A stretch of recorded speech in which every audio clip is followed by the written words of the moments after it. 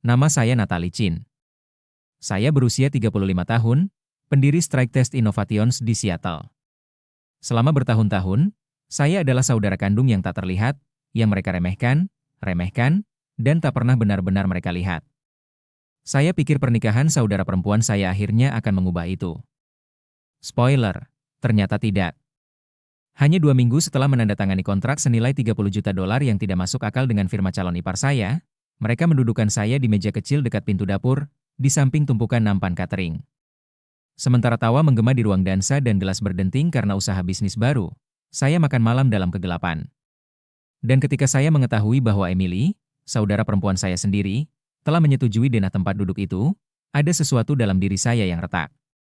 Jika Anda pernah membangun kesuksesan Anda sendiri, hanya untuk melihat keluarga Anda berpura-pura tidak ada, ikutilah saya, karena ini bukan sekadar cerita tentang kursi yang buruk. Ini tentang menunjukkan harga diri Anda, meskipun itu berarti meninggalkan mereka. Jika cerita seperti ini beresonansi dengan Anda, silakan suka, bagikan, dan berlangganan. Dukungan Anda membuat percakapan ini tetap hidup. Mari kita bahas lebih lanjut. Kupikir pernikahan ini akhirnya akan membuktikan bahwa aku berarti bagi mereka. Spoiler, ternyata tidak.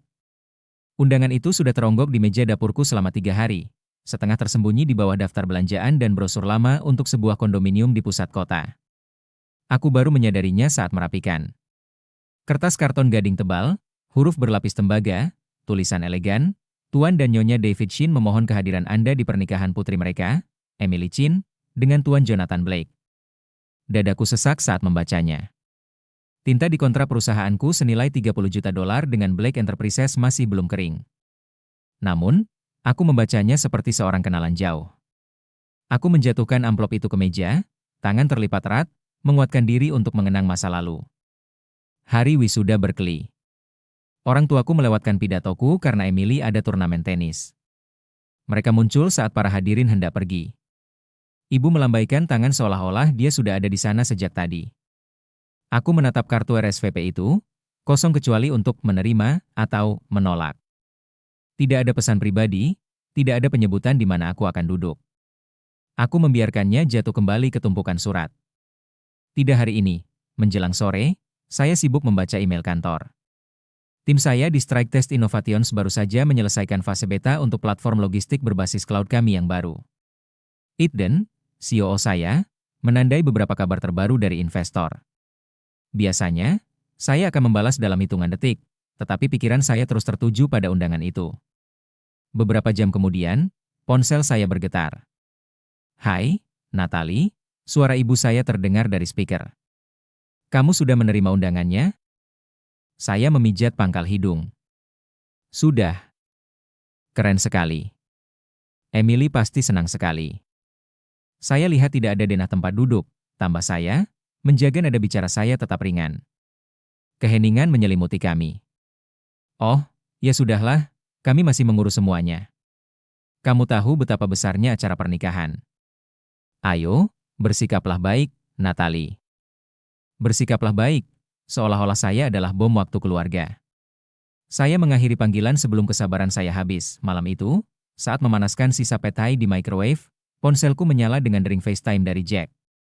Senyumnya muncul di layar, agak pecah, tetapi masih memancarkan kehangatan lembut yang pertama kali membuatku tertarik padanya.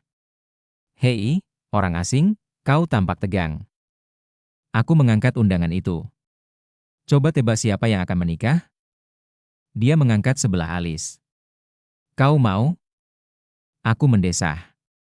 Aku tidak akan memberi mereka kesempatan lagi untuk menganggapku jauh. Ekspresi Jack melunak. Kalau begitu aku mau jadi pasanganmu, kalau kau mau.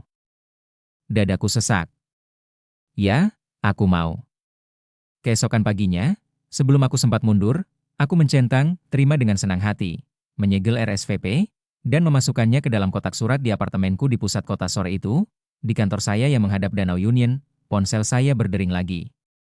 Emily, terima kasih sudah datang, Nat. Terima kasih banyak. Saya menatap pesan itu, harapan berkelebat di balik rasa sakit yang tak bisa saya jelaskan. Anda mungkin berpikir mendapatkan kesepakatan senilai $30 juta akhirnya akan membuat mereka menemui saya. Anda salah, rumah Blake tampak seperti ditiru dari majalah. Taman yang asri, air mancur marmer, dan halaman rumput yang terawat tak berujung.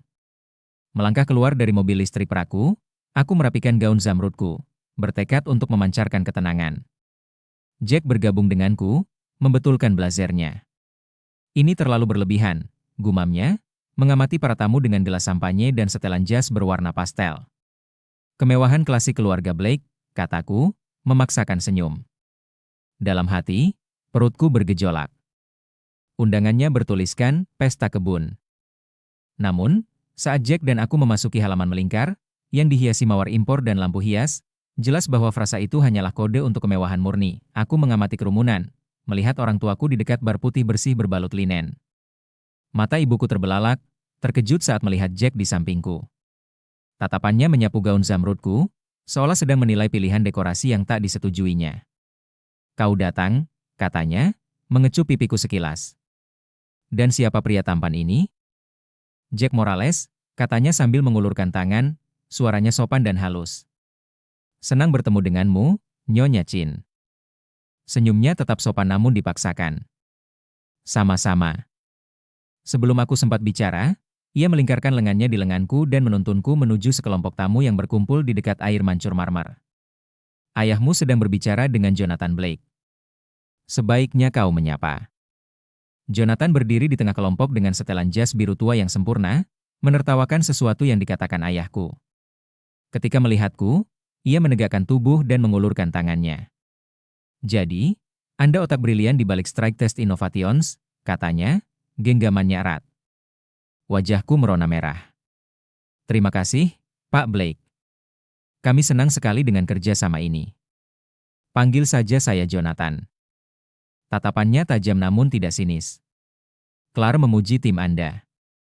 Peluncuran ini sudah membuat heboh. Sebelum aku sempat menjawab, ibuku menyela dengan tawa getir.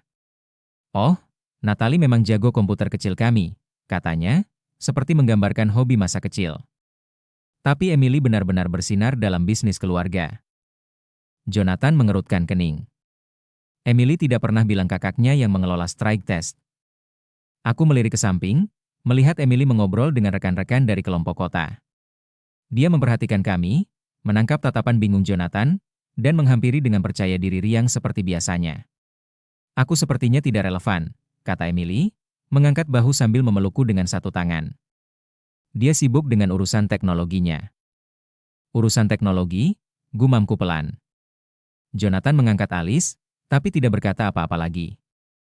Tepat saat itu, Tara muncul dengan gaun merah muda merona, berkilauan diterpa sinar matahari senja. Natalie, kau berhasil, serunya, mengecup kedua pipiku. Tatapannya beralih ke gaunku. Emerald, sangat praktis. Aku memaksakan senyum. Kau juga terlihat cantik. Jika kau pernah merasa tak terlihat di ruangan yang kau bantu bangun, ikuti terus aku dan tekan tombol berlangganan. Apa yang terjadi selanjutnya di pernikahan itu mengubah segalanya. Tangan Jack menyentuh punggung bawahku, sebuah dukungan lembut yang baru kusadari kubutuhkan saat itu. Saat percakapan beralih, Jonathan kembali ke inti permasalahan. Kami sudah merasakan peningkatan efisiensi yang signifikan, katanya. Aku ingin mendengar lebih banyak tentang proses pengembanganmu. Aku menelan ludah, memaksa suaraku tetap tenang. Aku membangun Strike Test dari nol. Tanpa dukungan keluarga. Semua dariku. Suaranya terdengar seperti granat yang meledak pelan. Keheningan menyelimuti sesaat sebelum Jonathan mengangguk perlahan.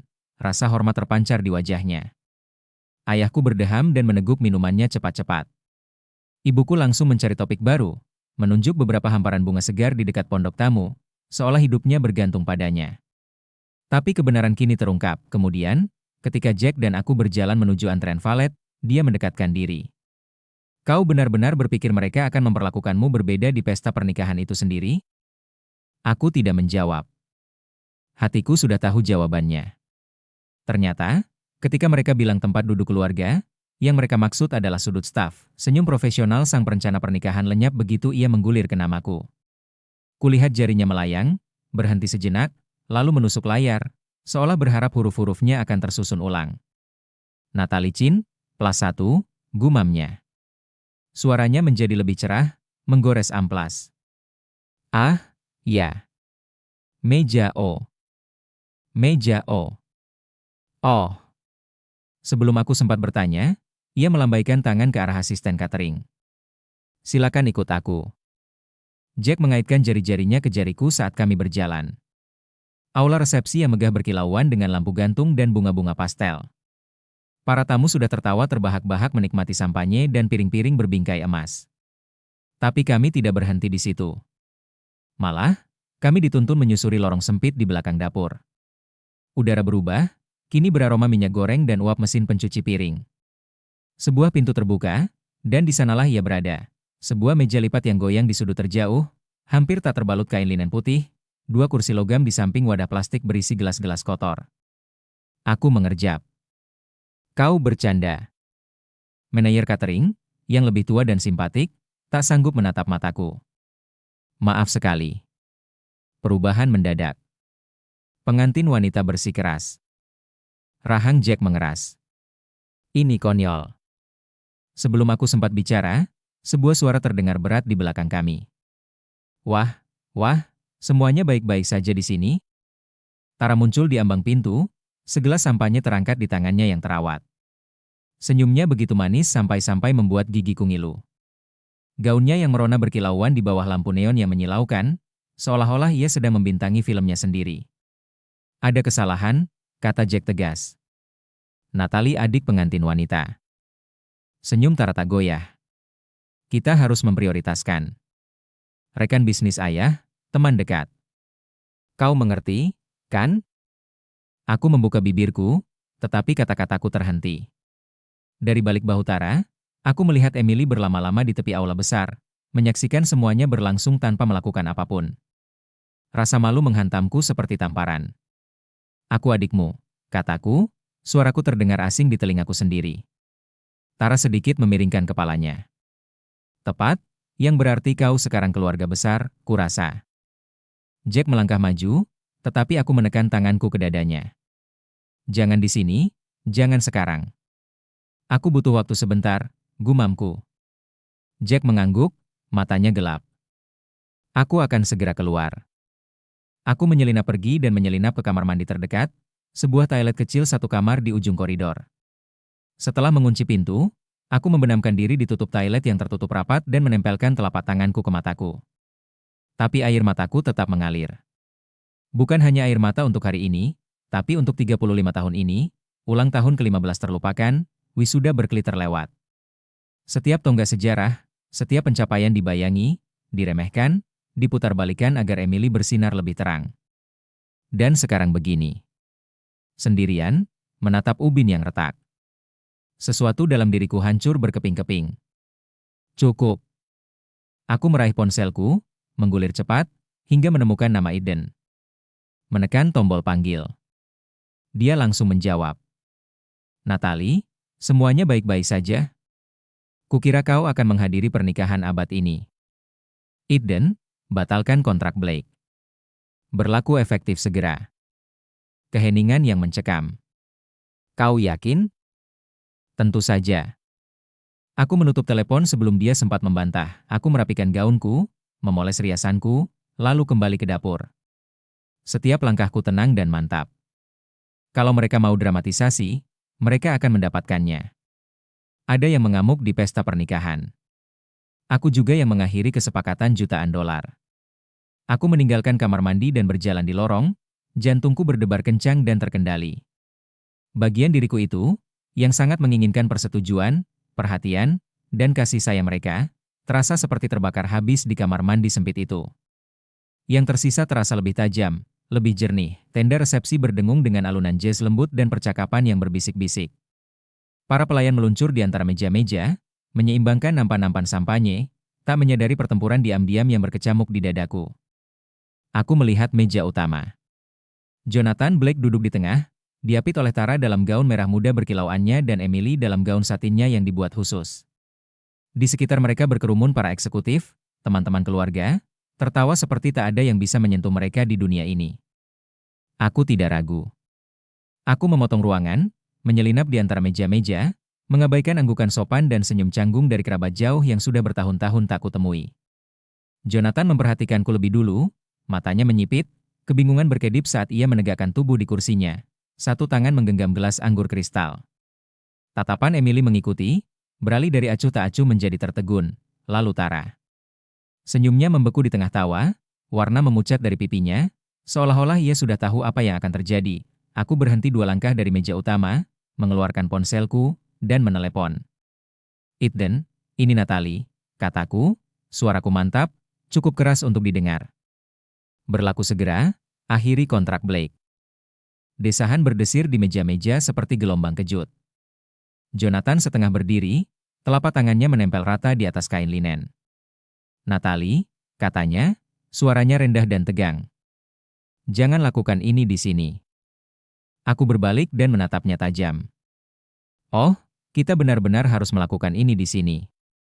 Emily mendorong agar berdiri, hampir menumpahkan gelas anggurnya. "Nat, kumohon. Kita bicara berdua saja, oke? Ini bukan waktunya." Aku fokus padanya, membiarkan bertahun-tahun diam yang menyakitkan mengeraskan suaraku. "Kau sudah punya waktu bertahun-tahun untuk bicara, Emily. Kau memilih diam." Keheningan menyebar di tenda. Di dekat meja pencuci mulut, sebuah sendok jatuh ke lantai dari seberang ruangan, aku melihat 2 pria berdiri. Michael Lee dari Harbor Capital dan Gerald Evans dari Alpine Ventures, bertukar pandang sekilas saat mereka mendekatiku. "Nona Chin," kata Michael lembut, matanya melirik Jonathan. "Bisakah kita membahas strike test sebentar saja?" Bisik-bisik menggelegar di sekitar kami seperti badai yang datang. Tara membuka mulut, tetapi komentar tajam apapun yang telah ia latih tak terucapkan. Aku tak mengucapkan sepatah kata pun kepada siapapun. Berbalik, ponsel masih di tangan, aku melangkah keluar tenda tanpa menoleh ke belakang. Jack menyusul di dekat meja valet, melangkah di sampingku dengan seringai melengkung di ujungnya seperti api yang membara perlahan. Jack mencondongkan tubuh, suaranya rendah, ditujukan hanya kepadaku. "Itu legendaris." Lucunya membakar jembatan, itu membuat cakrawala jauh lebih jernih. Senin pagi, kotak masuk saya seperti medan perang. Baris subjek berteriak, mendesak, "Pemutusan hubungan kerja, silakan hubungi Jonathan Blake, pertimbangan ulang." 14 panggilan tak terjawab berkedip di ponsel saya. 2 dari Emily, 1 dari ibu saya, beberapa dari nomor yang tidak perlu saya kenali ID penelepon. Saya duduk di meja kerja, menyeruput americano saya seperti hari Senin biasa. Eden muncul di ambang pintu, ponsel di tangan. "Kau tidak bercanda." Mereka meledakkan semua saluran kecuali mengirim merpati pos. Saya memutar kursi untuk menghadapnya. "Bagus. Biarkan mereka berkeringat." Senyum tersungging di mulutnya. "Saya sudah menyusun surat pemutusan hubungan kerja." "Sudah dikirim?" "Kerjakan," kataku sebelum ia sempat pergi, ponselku berdering lagi. Sebuah pesan dari Emily, "Kau telah menghancurkan segalanya." Aku menatap layar lebih lama dari yang seharusnya. Jack tiba, membawa 2 kopi bagaikan persembahan perdamaian. Tanpa ragu, ia menyerahkan satu kepadaku. "Atau mungkin kau akhirnya menyelamatkan harga dirimu." Sayang sekali dia tidak menyadarinya lebih awal. Aku tertawa sinis dan menjatuhkan ponselku di meja. Menjelang siang, nada panggilan berubah. Michael Lee dari Harbor Capital meninggalkan pesan suara. "Natalie, kami ingin membahas kemitraan baru." 1 jam kemudian, Gerald Evans dari Alpine Ventures mengirim email tentang sebuah pertemuan. Momentum mulai berubah. Pukul 11.32, nama Clara Jensen muncul. Saya langsung menjawab. "Clara, mereka sedang sibuk," bisiknya. "Jonathan mengadakan rapat dewan darurat. Ops panik. Hukum sedang kacau." Saya bersandar, terdiam sejenak, lalu dengan lembut, "Di antara kami, saya tidak menyalahkanmu." Untuk pertama kalinya sejak pernikahan itu, saya tersenyum. Setelah makan siang, saya menemukan email dari Bibi Diana. "Natalie, aku dengar apa yang terjadi. Akhirnya, seseorang di keluarga ini memutus siklus ini. Aku bangga padamu, Bibi Diana." Dadaku sesak karena tekad. Sebelum aku sempat membalas, pesan lain dari Emily masuk, "Makan siang. Hanya kau dan aku. Besok." Sebuah bistro kecil di Capitol Hill beraroma bawang putih dan rempah-rempah. Aku datang lebih awal, ingin memilih untuk tinggal atau pergi. Emily sudah ada di sana, tampak mungil di bilik, jari-jarinya mengetuk gelas air. Ketika dia melihatku, ada sesuatu di wajahnya yang pecah. Jadi, kataku sambil melipat tangan. Kau ingin bicara? Dia menarik napas gemetar. Aku cemburu. Selalu begitu, sejak SMA. Kamu pintar, penuh semangat. Apapun yang kulakukan, rasanya tak pernah cukup. Lalu kenapa? Tanyaku. Lebih mudah menjatuhkanmu daripada mengakui aku takkan pernah bisa mengejar, bisiknya. Jonathan justru memperparahnya. Itu bukan bebanku lagi, kataku datar. Emily meringis. Adakah cara untuk memperbaikinya? Mungkin, kataku setelah jeda. Tapi semuanya dimulai dengan kamu memperbaiki diri. Aku sudah selesai menanggung rasa tidak amanmu. Dia mengangguk sedih. Aku pantas mendapatkannya. Kamu berhak mendapatkan kesempatan untuk menjadi lebih baik.